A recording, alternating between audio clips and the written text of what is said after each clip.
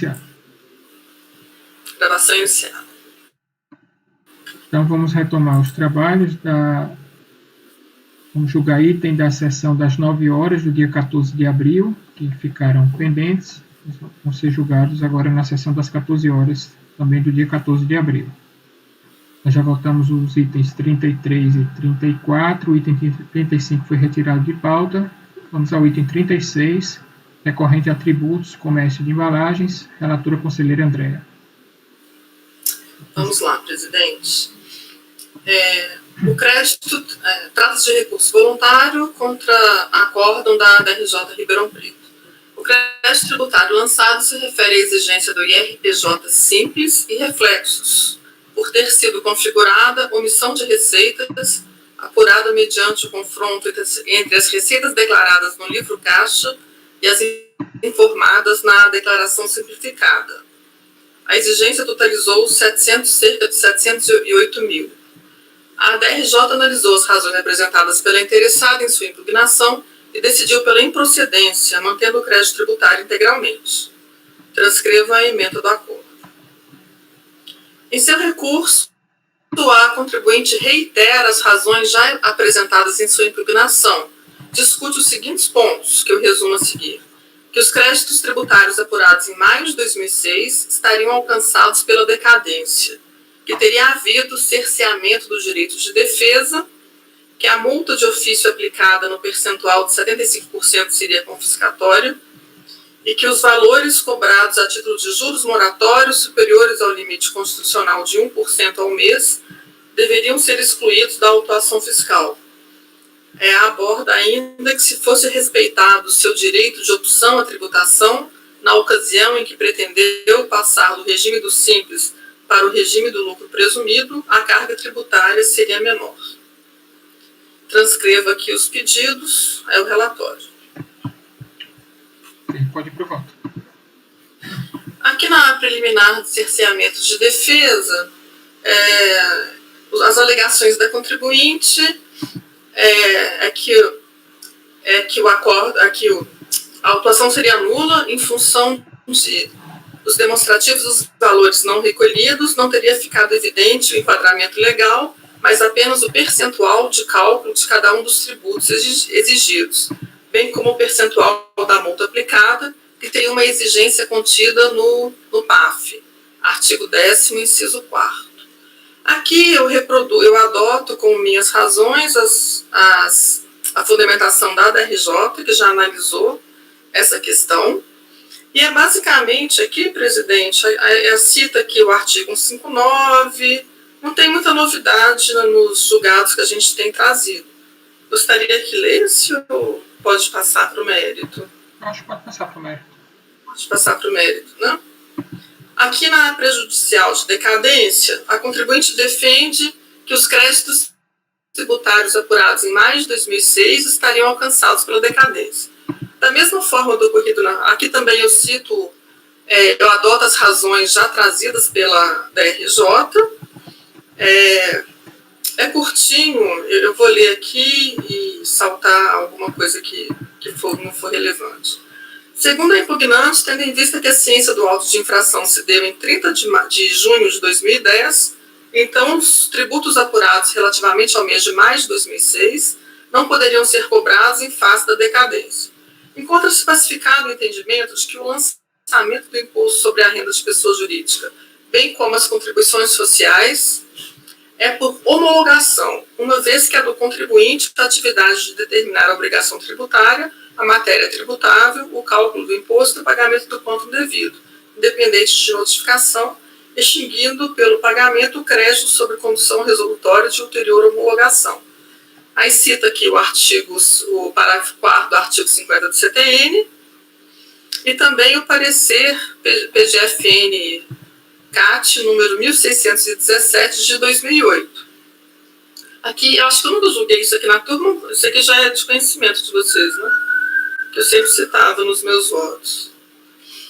Dessa forma, no caso desses autos, tendo o fato gerador dos tributos e contribuições ocorridos no final de cada mês, já que a tributação se deu na forma do simples, então, para o fato gerador ocorrido no final de maio de 2006, o fisco tinha um prazo de até 31 de maio de 2011 para proceder ao lançamento para extinguir os tributos e contribuições relativos ao mês de maio de 2006, tendo a ciência do auto de infração se dado em 30 de maio de 2010, indiscutivelmente não ocorreu a alegada decadência. Diante disso, rejeita a prejudicial de decadência. Aí é 10 mesmo, né, André? Não foi é 10 mesmo. Não foi esquisito não, essa não foi erro, não. É, porque é esquisito, né? E você cita 173, é estranho. Uhum. É isso mesmo. Tranquilo. Aqui a gente cita, na verdade, já a posição do STJ, né? Normalmente. Ah, ok. Eu vou complementar, então. Pode ser? Tranquilo. Vou complementar. Alguma divergência, gente?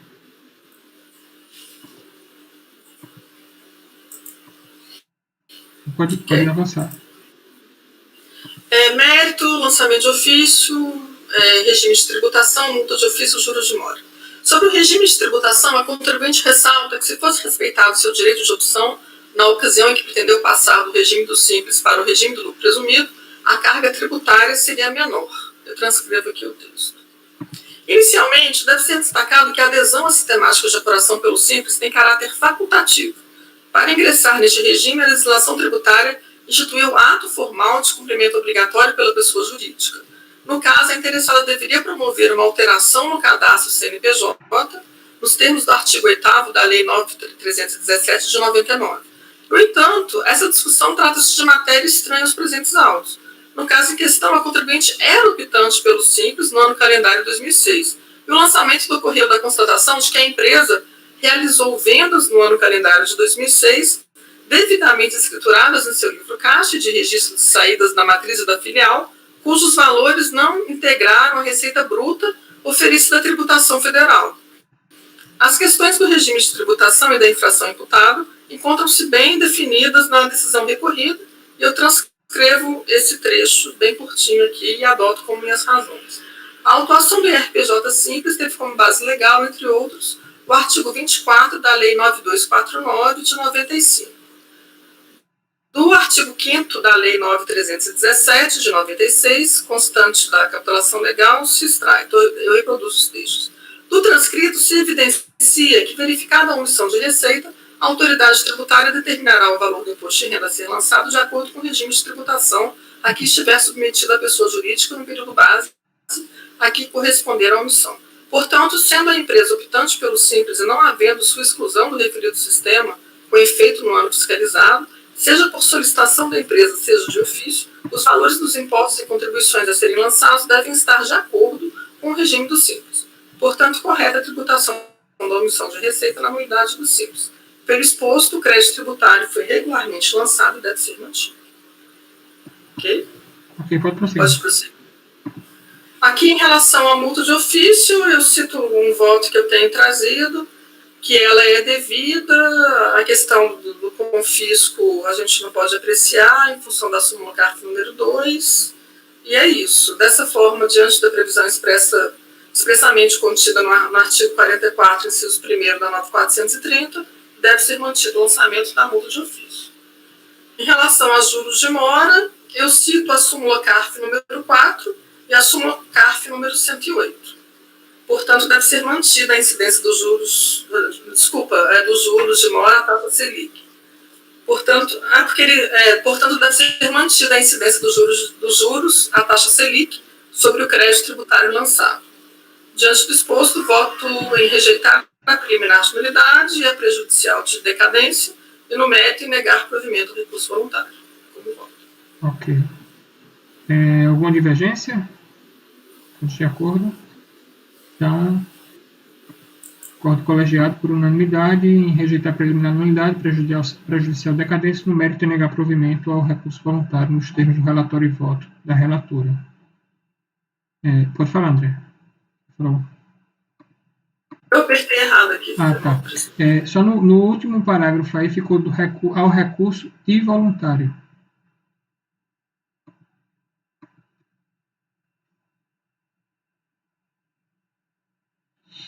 Item 37 foi retirado de pauta, 38 nós já fizemos, 39 e 40 retirado de pauta, item 41, recorrente à Companhia Energética de Pernambuco, relator o conselheiro Gustavo. Pode, Gustavo.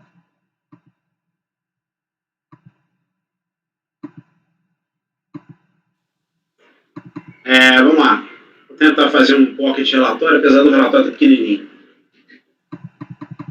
Saldo negativo. Compensação, saldo negativo de CSLL, que foi revertido, como eu já disse, em lançamento por conta em tributo a pagar por conta de um lançamento em que se glosou despesas com ágio. Tá?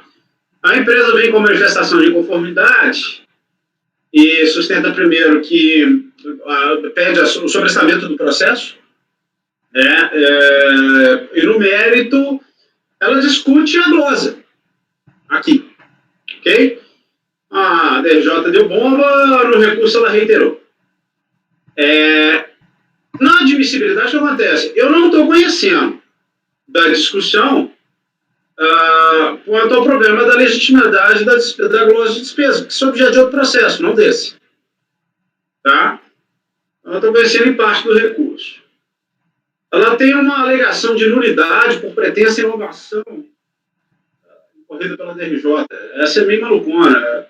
A DRJ, deixa eu ver. A recorrente sustenta que uma coisa recorrente teria inconvalidado o despacho decisório a partir de argumentos não apresentados pela unidade de origem.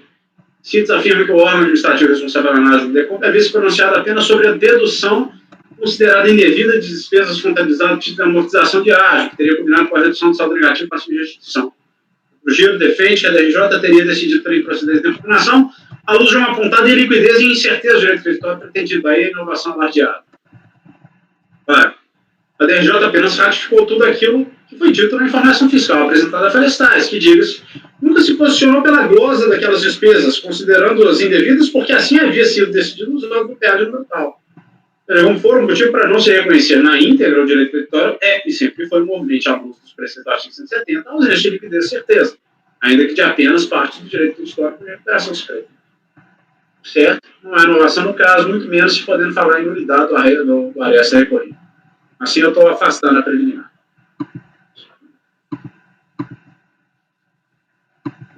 Pode seguir. Okay. Do mérito. A relação de prejudicialidade entre esse feito e a demanda atuada no processo de número tal é palpável. Como se demonstrará a seguir, o resultado dali tem impactos claros e diretos sobre esse processo.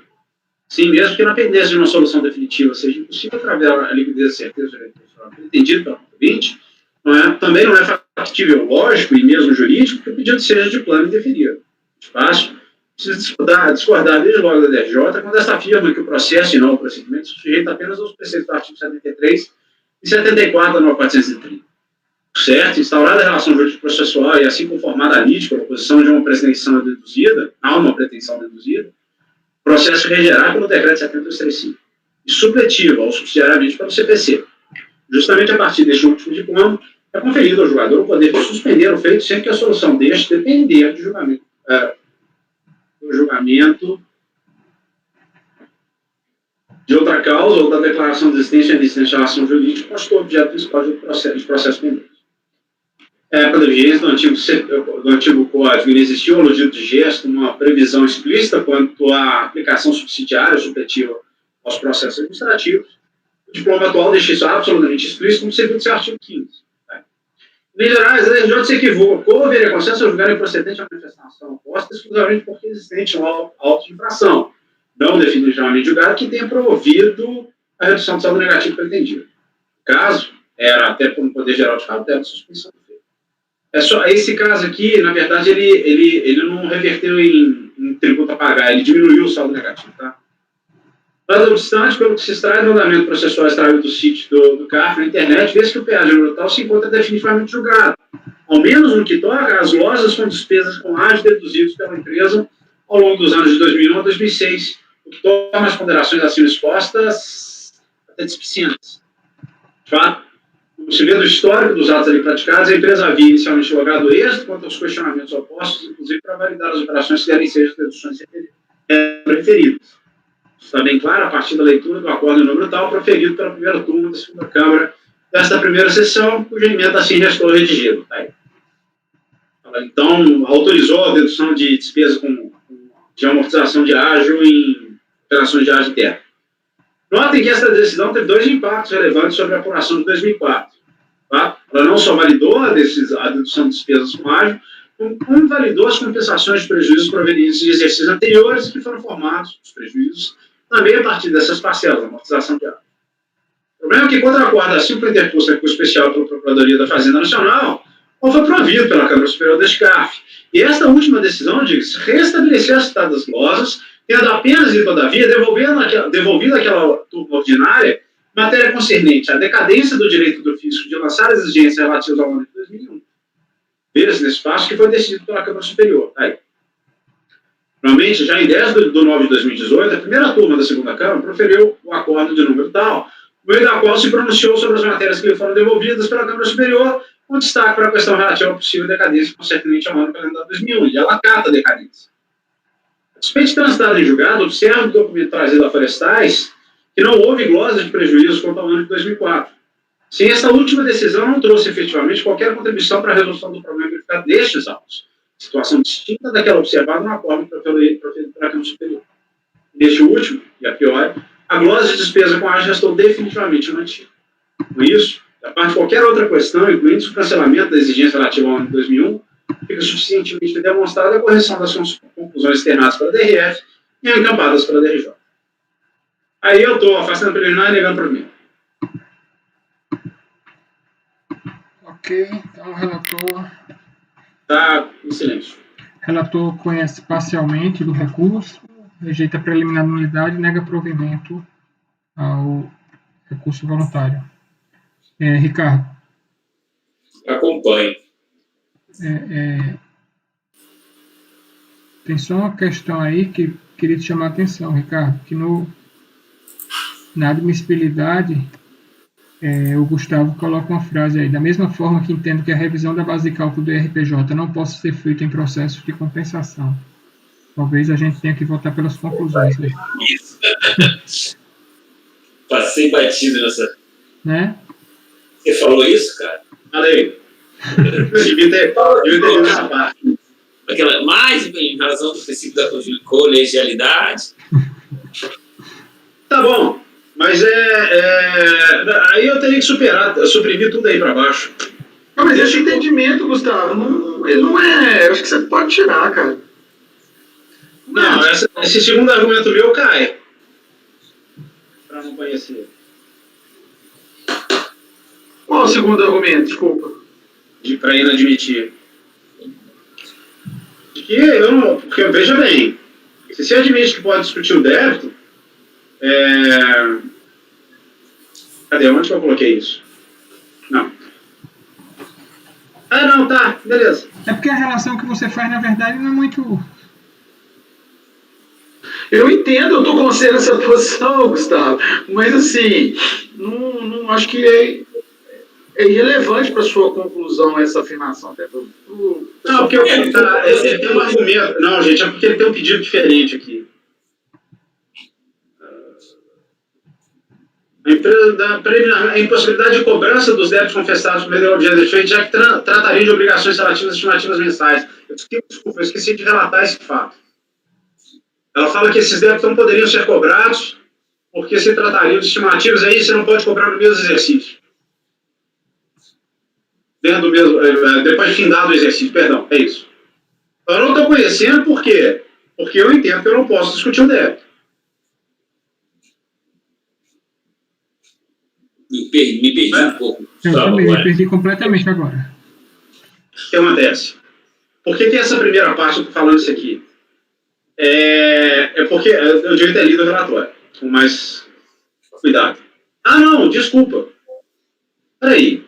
Por que nós jogamos, gente? É difícil. Deixa eu ver uma coisa aqui. Eu já abri o 43. Eu estava entendendo que você estava entrando no mérito de que a unidade de origem Não, esquece tudo que eu falei. Lançamento de ofício. Esquece, recortei e colei errado.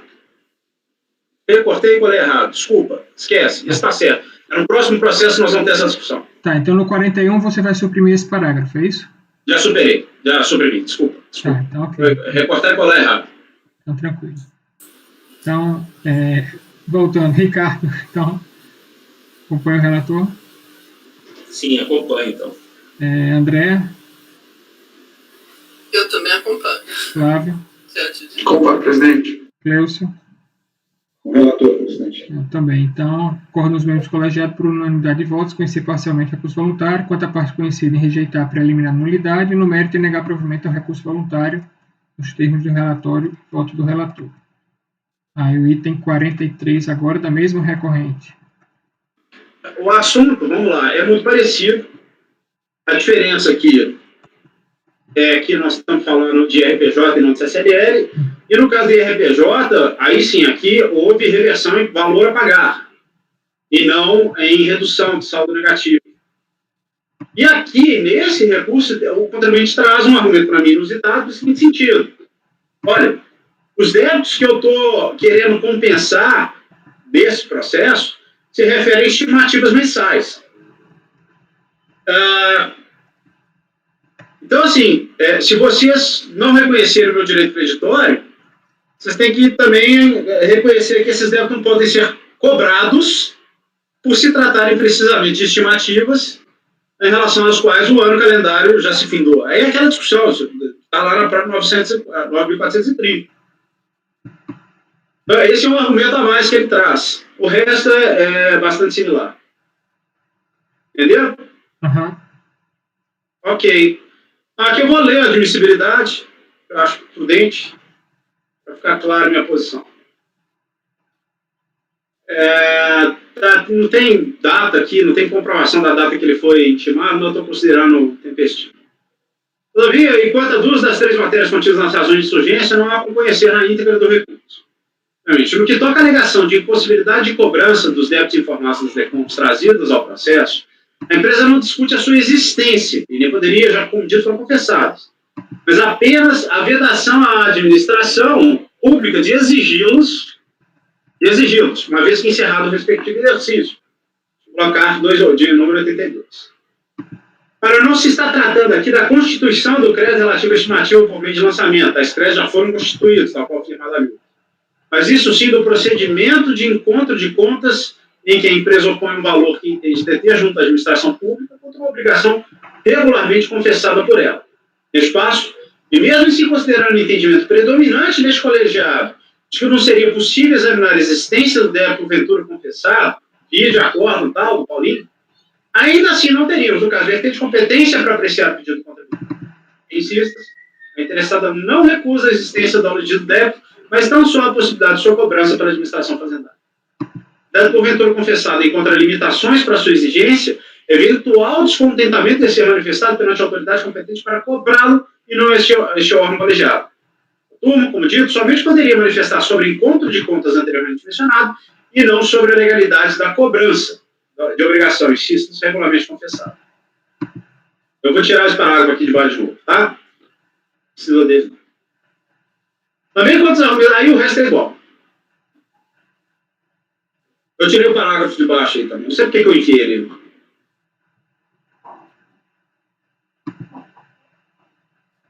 Ok. Então, a mesma decisão para todos? Você tirou de novo aquele mesmo parágrafo, da mesma forma? Tirei. Então, todos concordam com o relator? Então, item 43, acordam os membros colegiados, com unidade de votos, conhecer parcialmente o recurso voluntário, quanto à parte conhecida em rejeitar a preliminar nulidade e no mérito em negar provimento ao recurso voluntário. Paulinho, desculpa, é uma diferença aqui. Eu não sei se eu preciso manifestar. Tá. Porque nesse processo, o cancelamento relativo ao ano de 2001, por conta da decadência, pode ter potencialmente algum impacto. Então, eu faço uma análise mais específica disso. Você quer que eu leia? Então, tá bom. Não tem impacto, mas eu faço uma abordagem mais específica. Acho que é bom, então. Vamos lá. Vocês podem ir para mim, o início é igualzinho, lá para a página 6, folha 6 do meu acordo.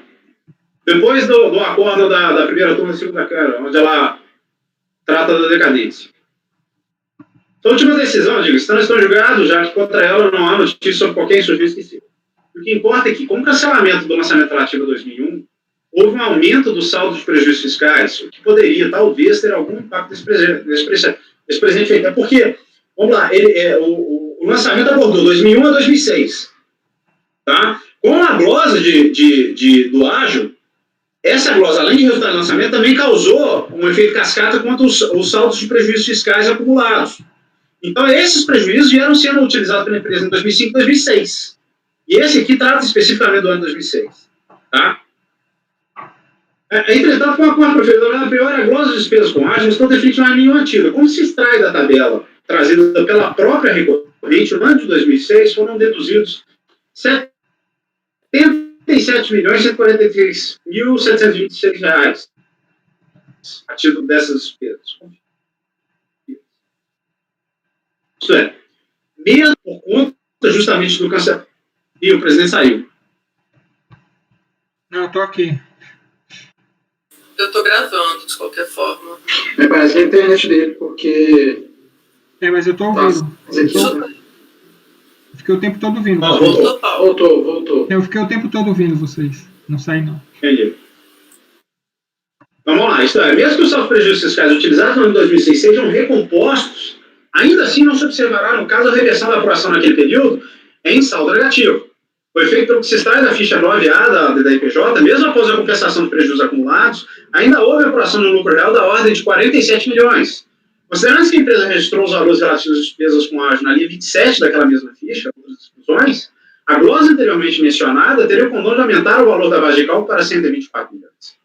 Assim, no ano calendário de 2006, e com a apresentação de uma solução definitiva para o PA do número tal, e mesmo que mantida a compensação de prejuízos, ter-se-ia a seguinte realidade. Dirigida a partir dos dados registrados na ficha 12A, e florestais excetuada na tabela de cálculo. Aí. A saldo de ajuste seria um valor a pagar de 16 milhões. O fato que a manutenção da glosa de despesa de ágio, a parte de qualquer outra questão, incluindo o cancelamento da exigência relativa ao ano de 2001, fica suficientemente demonstrado que a empresa não apurou no ano de 2006 saldo negativo, pelo que, ainda que não exatamente pelos meus fundamentos, a decisão de primeiro grau deve ser mantida. À luz exposto, voto por conhecer em parte o recurso voluntário, na parte conhecida por negar problema. Ok. Alguma divergência? Não. Repete-se, então, a mesma decisão do item 41 para o item 43. Por que tiraram 42, Gustavo? A matéria era diferente? Ou você não... Entendi. Item 44 já foi votado. Nós teríamos apenas dois processos, item 45 e 46. E aí eu consulto o aniversariante do dia. Dá para votar pelo menos um desses? Né? Cleucio, seus horários também estão tranquilos? Não, vamos tentar os dois, vamos finalizar. Dá, Paulo. Eu tenho aula à noite, mas é só às 19, acho que dá. Tranquilo. Então vamos votar o item 45, recorrente a empreendimentos Radiofusão Cabo Frio. Eu sou o relator. Só abrir aqui. Esse processo é chatinho. Acho que só vai dar para votar ele, André. Trata-se de recurso voluntário. A confusão aqui é processual, na verdade, vocês vão ver. Trata-se de recurso voluntário, decisão da DRJ julgou improcedente a manifestação de conformidade. O presente processo decorre de declarações de compensação apresentadas em formulário de papel pela recorrente em 13 de maio de 2003, por meio das quais compensou parcialmente supostos saldos negativos de IRPJ relativos aos anos calendários de 98 a 2002, com débitos de sua responsabilidade. Posteriormente, a recorrente apresentou as decompes eletrônicas, número, e aí eu cito todas as decompes que ele apresentou. Após intimação para a apresentação de elementos comprobatórios, todas as referidas decompes foram objeto de apreciação no parecer de folhas e reconheceu parcialmente o direito creditório no valor de 158 mil e homologou parcialmente as compensações declaradas conforme detalhamento de folhas, remanescendo os débitos apontados às folhas 519 e 521. As razões para o não reconhecimento de parte do crédito invocado foram: para o ano calendário de 98, o contribuinte considerou na composição do saldo negativo de RPJ valores de IRRF referentes a períodos já alcançados pela prescrição, de modo que, em lugar do saldo pleiteado de 64.200, foi reconhecido o montante de 45 mil. Item 2. Em relação ao calendário 99, a recorrente não havia considerado na apuração do lucro real as receitas financeiras relativas a operações de renda fixa, correspondentes às retenções que compuseram o saldo negativo de RPJ. Com a consideração dos referidos valores, conforme nova apuração realizada pela própria recorrente, o saldo negativo foi reduzido de 186 para 89. Quanto aos anos calendários 2002 e 2001, os créditos reconhecidos coincidem com aqueles pleiteados. Por fim, em relação ao ano calendário 2002, a divergência entre o saldo negativo apontado na DECOMP e aquele apurado na DPJ. A conclusão da autoridade administrativa foi pela validação do valor apurado neste último documento, no importe de 8.300.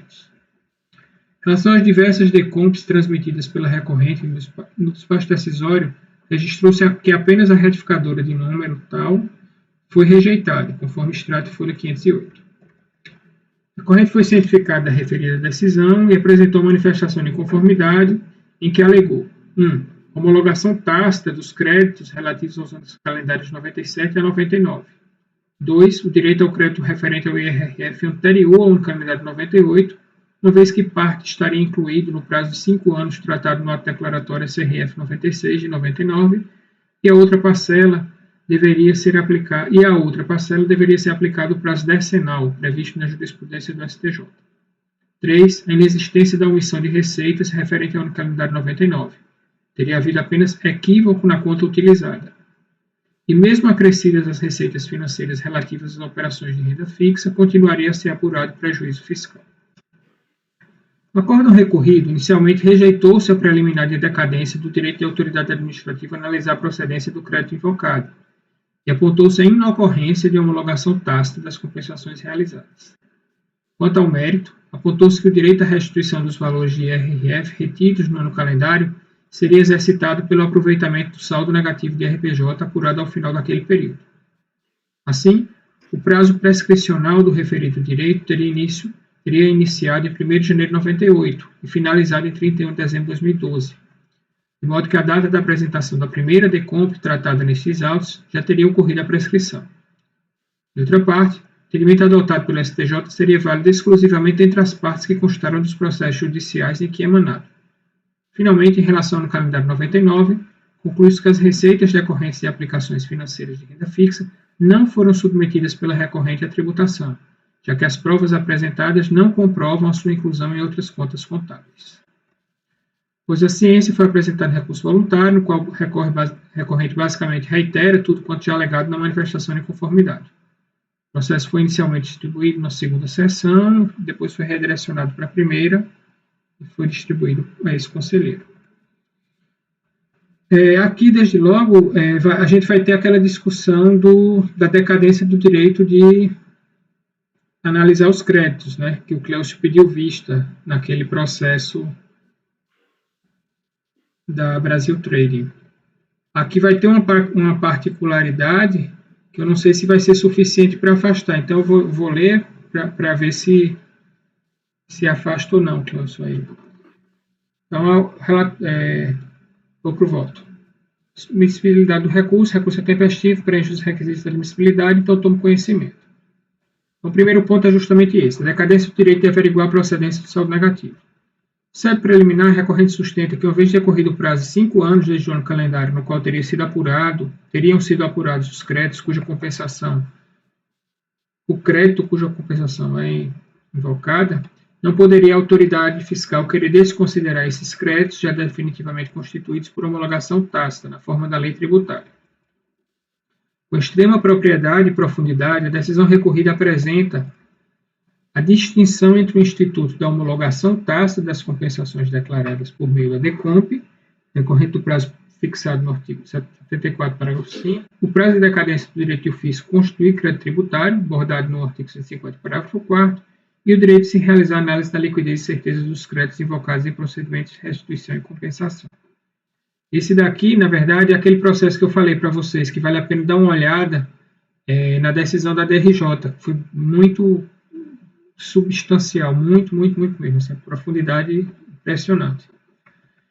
A questão da decadência na análise de direitos creditórios envolvidos em processo de restituição e compensação tem sido objeto de 2 discussões. A possibilidade de autoridade fiscal, mesmo após o prazo para a constituição do crédito tributário, verificar as parcelas que compuseram a base de cálculo do tributo objeto de restituição, declaração de compensação, e a possibilidade de autoridade fiscal, mesmo após o prazo para a constituição de créditos tributários, verificar a procedência das parcelas que extinguiram o tributo objeto do pedido de restituição / declaração de compensação sem adentrar na determinação deste.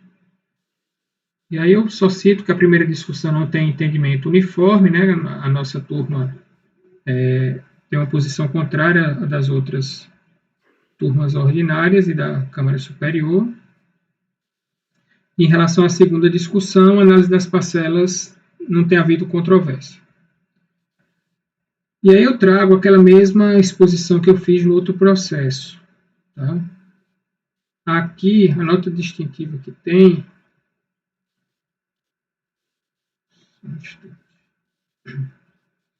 Caso sob exame, a autoridade administrativa em relação aos supostos créditos originados há mais de 5 anos da declaração de compensação apontou a prescrição. Quanto aos valores relativos ao ano calendário 1999, deixou de reconhecer os valores de IRRF cujas receitas correspondentes não teriam sido reconhecidas pela recorrente. Exigência posta no inciso 3 do parágrafo 4º do disposto legal acima transcrito e validada pela súmula CAF 80. Impedir os referidos exames seria aí aquele mesmo raciocínio, né? E aí eu trago parte da decisão recorrida. Observe-se que em relação ao calendário 99, a autoridade fiscal, constatando que a recorrente não submeteu à tributação os valores de receita financeira apontados nas GIFs, poderia simplesmente ter realizado toda a glosa do IRRF correspondente, acatando no máximo o IRRF proporcional à receita declarada, 68.000, que corresponderia a um saldo negativo de 13.000.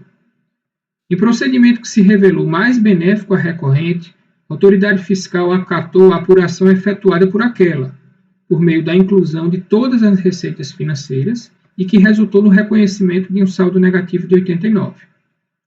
Portanto, qualquer que seja a posição adotada em relação aos limites materiais e temporais ao exame a ser efetuado pela autoridade administrativa, os procedimentos de restituição / compensação, dentre as linhas acima apontadas, há que se reconhecer que, no presente caso, não ocorreu a decadência do direito à realização dos exames conduzidos em relação ao crédito invocado pela recorrente.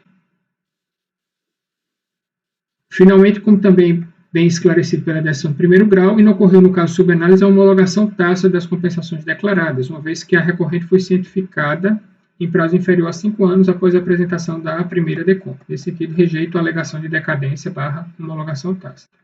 Tá? Então, aqui tem essa peculiaridade, eu não sei se é suficiente em relação a Gustavo e a Flávio, que já tem uma posição estabelecida, e não sei também em relação a Cleuso, que ficou com a dúvida. Né? É que o que aconteceu aqui foi que a autoridade fiscal viu que as receitas financeiras correspondentes àquelas retenções que compunham o direito creditório do contribuinte não tinham sido levadas à tributação.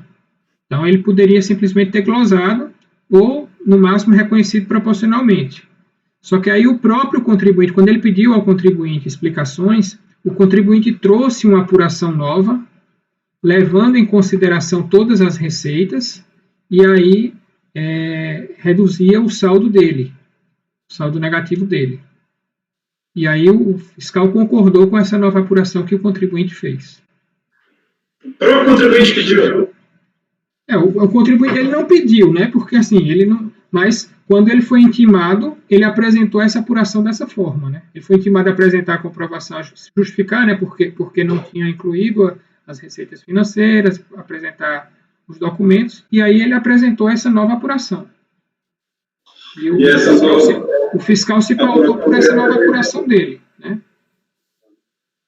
E essa nova apuração que ele apresentou é decadencial. Essa nova apuração que ele apresenta é com a inclusão das receitas financeiras que ele não tinha incluído originalmente. E aí isso fez com que o saldo dele ficasse diferente. Ficasse reduzido, não tanto quanto seria se o auditor tivesse simplesmente reconhecido proporcionalmente, né? Sim, mas a minha dúvida é essa. Quando ele foi intimado e ele apresenta essa nova apuração, já tinha escoado o prazo decadencial, é isso? Sim. Bom, vamos voltar e ver o que é que se convence. Ricardo. Eu acompanho. Gustavo.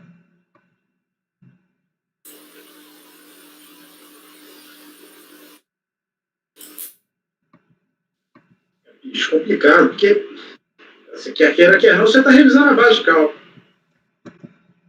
Você está incluindo uma receita nova. Ele pediu um saldo negativo maior. Ainda que mais benéfico ou não, ele está revisando a base de cálculo. Isso vai de encontro ao entendimento que eu tenho, né? Não é nem uma questão de decadência, insisto, é o problema do lançamento.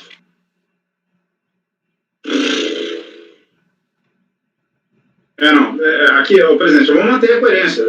Mais benéfico ou não, o fato é que ele não pode revisar a base de cálculo. O saldo negativo dele informado é maior que esse que foi apurado. Uhum. Mesmo tendo sido o contribuinte quem fez isso. Não, sim, mas o pedido dele é delimitado pelo pedido da compensação, não é pela manifestação que ele apresentou, né? Ok. André? Eu acompanho o relator. Flávio?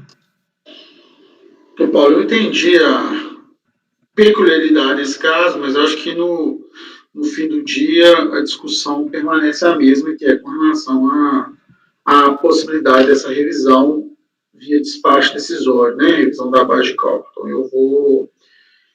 eu vou acompanhar a divergência aberta pelo Gustavo. Ok. Cleucio?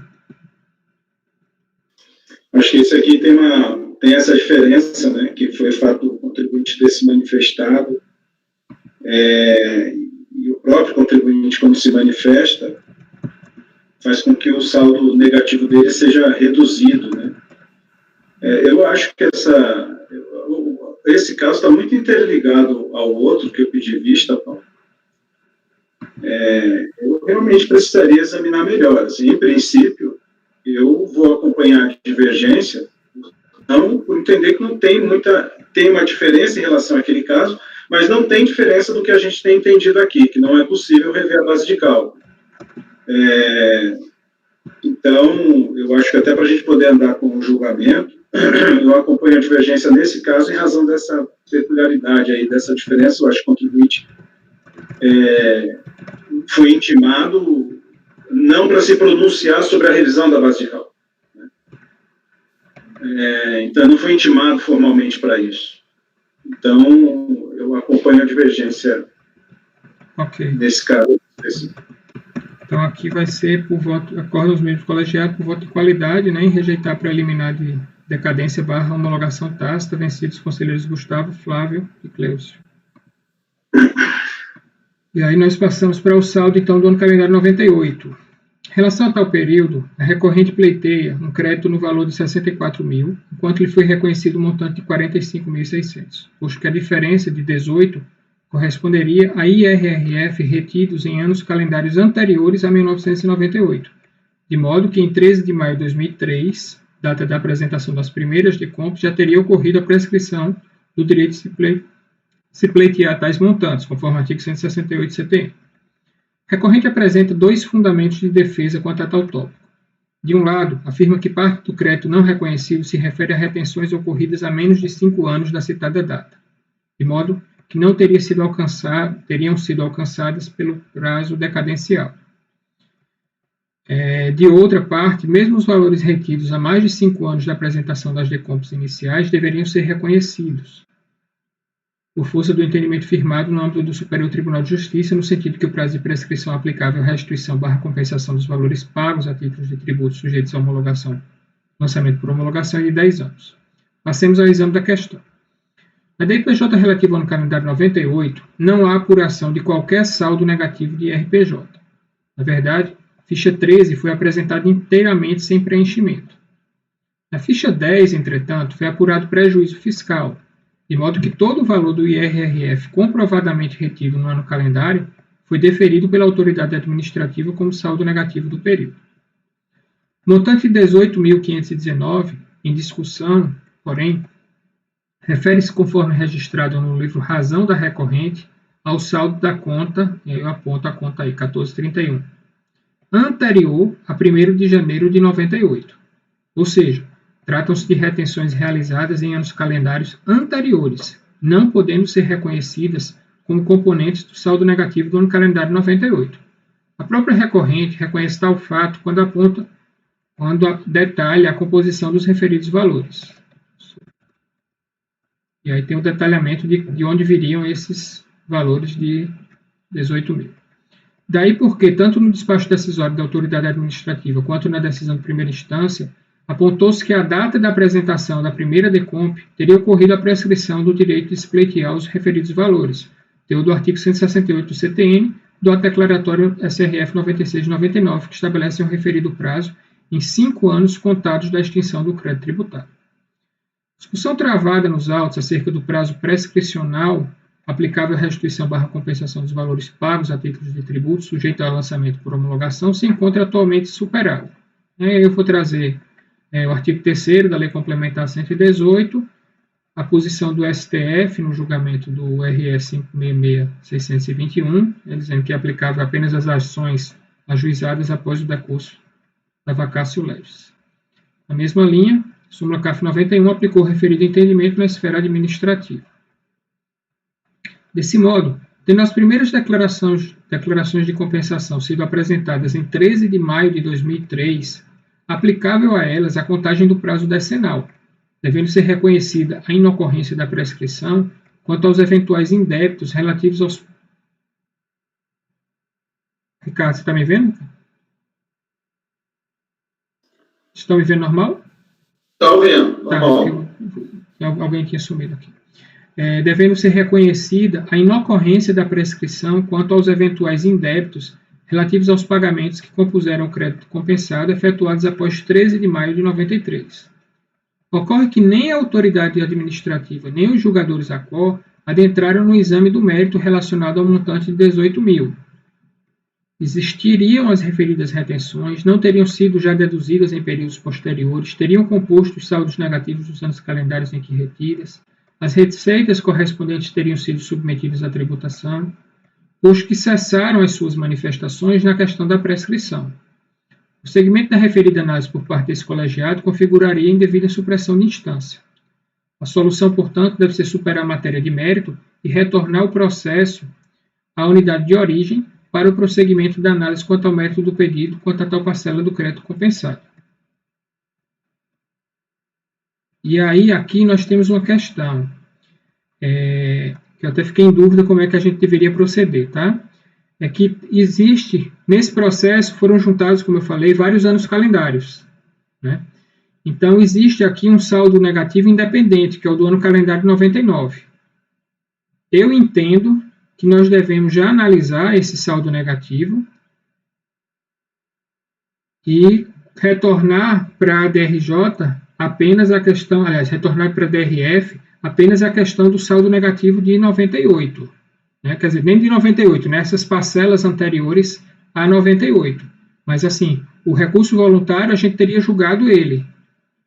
Porque o receio que eu fico é que se eu devolver esse recurso voluntário, se a gente parar aqui, nesses valores, e devolver para a unidade de origem, eu não teria apreciado o recurso voluntário quanto ao saldo de 99. Então, eventualmente, se o contribuinte ele vai receber uma nova decisão da DRF, vai ter direito à impugnação, mas se ele, a manifestação de conformidade, se ele não apresentar a manifestação de conformidade, ou depois se ele não apresentar recurso voluntário, essa parte do recurso voluntário dele que ele apresentou agora não teria sido analisada em instância nenhuma. Tá? Então, essa é a minha posição. Pode falar. Já aconteceu comigo exatamente esse caso, foi no ano passado que nós julgamos aqui no CAF, e por unanimidade, eu acho, a gente não julgou, parou a análise e devolveu para a delegacia de origem analisar desde o início, entendeu? Mas tinha dois créditos distintos, porque a questão aqui é que são dois créditos absolutamente distintos, entendeu? Não, era um só. Tinha influências. Pois é, teria implicações, né? Mas aqui não, aqui são dois créditos totalmente distintos, entendeu? Então, assim, essa discussão do saldo de 99, inclusive, não vai nem retornar lá, assim, o pessoal não vai começar a analisar novamente esse ano calendário. Mas é possível fazer isso? Assim, dividir o voto? Porque aí o voto não vai estar dividido. Assim, a gente vai dar provimento parcial. Mas tem uma decisão, né? Oi? A Câmara Superior faz isso o tempo todo, gente. Ela analisa determinada matéria e devolve o resto. Está decidido tudo, né? Porque eu acho que, assim, nessa posição, a gente vai estar analisando o recurso voluntário do contribuinte. ainda que parte dessa que decorrente dessa análise, parte do crédito volte para ser analisado pela DRF. Porque o problema da prescrição afeta só 98, não vai afetar 99. Não. E o saldo de 98 não foi trazido para 99, nem foi compensado no ano de 99 com estimativa. São absolutamente distintos. Eu não vejo nenhum nosso. Eu vou ler aqui, expressar essa posição, e qualquer coisa a gente, no voto aí, a gente separa. Saldo negativo relativo ao ano calendário 99. Em que pese a decisão adotada do tópico anterior, que poderá reiniciar todo o contencioso administrativo em relação ao saldo referente ao ano calendário 98, importa já nesse momento apreciar as alegações relacionadas ao saldo negativo do ano calendário 99. A razão, para tanto, é que a ausência de apreciação poderá se revelar prejudicial à recorrente, caso, por exemplo, perca os prazos para apresentação de nova manifestação de inconformidade ou novo recurso voluntário. Assim, a alegação ora submetida a esse colegiado jamais seria apreciada ao CAF. De outra parte, eventual óbice que se oponha ao enfrentamento nesse instante da referida matéria, por suscitar dois ritos distintos nesse processo, prazo para recurso especial quanto ao ano calendário 99 e nova análise do crédito referente a 98, cabe apontar que a análise realizada nesse voto em relação à preliminar de decadência do direito de revisar já é suficiente para tal efeito, posto que prejudicial aos créditos de ambos os anos calendários. Considero, portanto, que a melhor solução seja enfrentar todo o recurso interposto pela recorrente, para que, então, em caso de apresentação de recurso especial, haja o desmembramento do processo, já que os créditos de cada ano calendário são autônomos. Em relação ao mérito do recurso, a recorrente sustenta que não deixou de submeter à tributação receitas financeiras apontadas nas DIF, apresentadas pelas fontes pagadoras, no montante de 887. Então, somente equivocou-se e as informou na linha 20 e 21 da ficha 7A da DIPJ, relativa ao ano calendário 99. Ora, a alegação da recorrente é totalmente improcedente. A receita de que tratam as DIF se refere a rendimentos de aplicação de renda fixa. As linhas 20 e 21 da DIPJ 2000, respectivamente, destinar-se-iam a variações cambiais ativas e ganhos auferidos no mercado de renda variável, exceto day trade. São receitas de natureza completamente diversas. Portanto, a recorrente não apresenta qualquer elemento de prova que corrobore o alegado erro, o qual, se existente, serviria para comprovar o oferecimento de apenas parte das receitas, já que o total das citadas linhas monta apenas 694 mil. A recorrente, apesar de afirmar no recurso voluntário que juntaria folhas de livros contábeis, não faz. Com a impugnação, apresentou folhas supostamente extraídas do livro Razão, na qual, como bem apontado na decisão recorrida, demonstra-se que o valor de 510, correspondente à conta de empréstimos, e o valor de 184, a conta receita de aplicação no mercado, em nenhuma das referidas contas constata-se o registro das receitas apontadas nas DIFs de folhas 177 a 180. Por perfeita, portanto, a decisão recorrida ao não acatar as alegações da recorrente. E aí a conclusão ficou assim: suposto voto por rejeitar a preliminar de decadência e, quanto ao mérito, por dar provimento parcial ao recurso voluntário para determinar o retorno dos autos à delegacia de origem para, afastado o óbice relativo à prescrição, prosseguir na análise do direito creditório da recorrente relativo ao valor de 18.519,37. Querem discutir alguma coisa ou podemos votar? Só uma dúvida.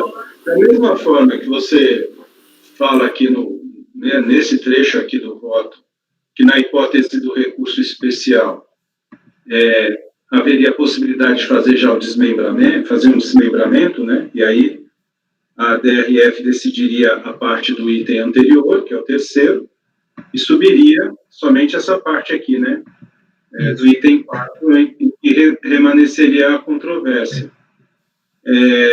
Nós não podemos já determinar esse desmembramento? É que se ele não entrar com recurso especial, não vai ser necessário isso, né? É verdade. O pessoal já vai cobrar os valores de 99 Ricardo. Eu acompanho. Agora, só perguntando se, diante dessa peculiaridades que nós já definimos, né, a compensação do ano 99, seria importante deixar isso claro nessa conclusão aí.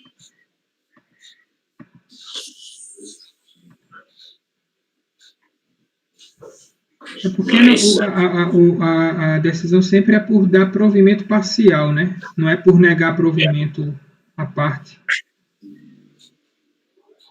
Então, tudo bem, é só porque eu fico imaginando lá na unidade de origem um analista desatento voltar a enfrentar as questões referentes ao ano de 99, porque faz parte das compensações, incluem, né, o ano de 99. Uhum. Bom, eu abri um tópico separado, né, e tratei disso daí, não sei se... Não, tudo bem, foi só uma Eu ponderação. entendo sua preocupação, de fato. Eu vou ver aqui se eu consigo destacar de algum modo, deixar claro isso aí de algum modo, chamar a atenção. É porque tem tantas perguntas aqui, né, um negócio meio Isso, com certeza. Ok. Gustavo. A única dúvida que fica aqui, Paulinho, é porque vamos lá, quando eu acolho preliminar de decadência, preliminar está até errado, né? Prejudicial decadência, eu enfrento o mérito. Tem que enfrentar essa segunda parte, acho que a gente já discutiu isso antes. Eu tenho que agora dizer se cabe ou não receita financeira. Pô, eu estou revisando base de cálculo, eu não admito a revisão de base de cálculo. Mas você vai estar analisando, considerando que não há decadência. Considerando que eu fui vencido e o colegiado entendeu que não tem decadência, tem que voltar, Gustavo. A gente já bateu tanto sobre isso. Não está considerando, eu tenho que acompanhar, porra. Eu só me sinto desconfortável demais de votar nisso. Tudo bem. Oi? Vou criar casa, eu vou cansado pra caramba. Não entendi. Não, eu só fico desconfortável em votar. Enfim, mas não vou criar caso, não. Vai lá. Eu voto com o relator. Ok. André. Voto no relator também. Cleucio. Acompanho Flávio, também. desculpa, Flávio. É o cansaço, Flávio. Acompanho o relator, presidente. Cleucio. Agora sim. Acompanho. Ok, então vai ficar acordo aos membros colegiados por voto de qualidade em rejeitar preliminar decadência / homologação tácita, né, preliminar prejudicial, vencidos os conselheiros Gustavo, Flávio e Cleucio. No mérito, por unanimidade de votos, em dar provimento parcial ao recurso voluntário, nos termos do relatório e voto do relator. E aí eu vou tentar, Ricardo, ver se eu consigo destacar essa coisa do 99. Paulo, eu costumo fazer assim, dar provimento parcial para letra A e letra B, entendeu? Não sei.